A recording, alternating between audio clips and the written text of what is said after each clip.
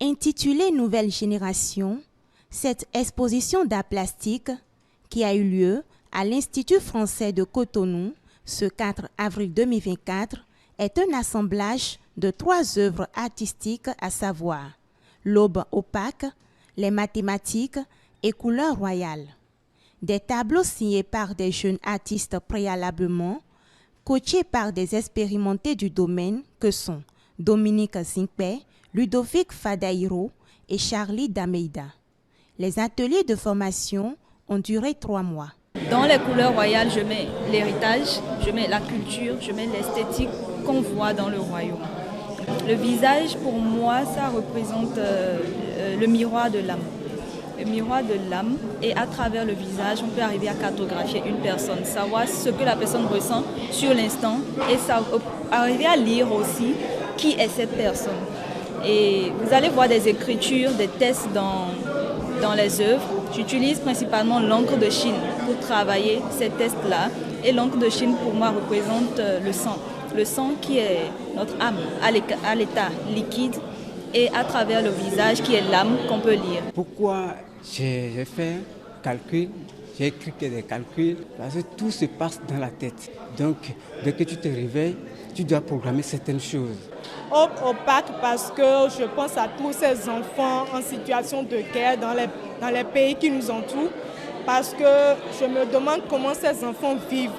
À chaque jour, ils doivent se dire qu'est-ce qui va encore nous tomber dessus aujourd'hui, comment est-ce qu'on va faire.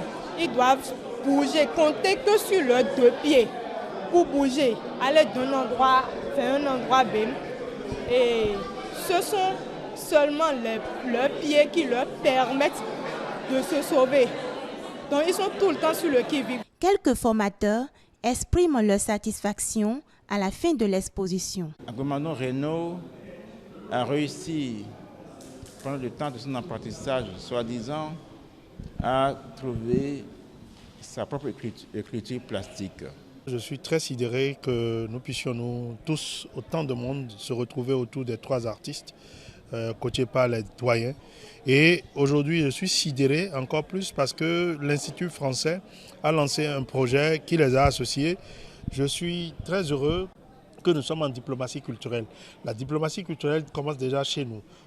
D'une maison à une autre, c'est de la diplomatie qu'il faut user pour parler des problèmes qui nous touchent. Conscient que la route à parcourir dans ce domaine d'art plastique est encore longue, les jeunes artistes réitèrent leurs engagements à travailler davantage en vue d'impacter de par leur création. On a l'habitude de dire qu'on doit dépasser de maître. Donc je ferai tout ce qui est en mon pouvoir, je dirais, pour aller vraiment au-delà, plus au-delà de mes limites. Je suis convaincue que je ne vais pas lâcher.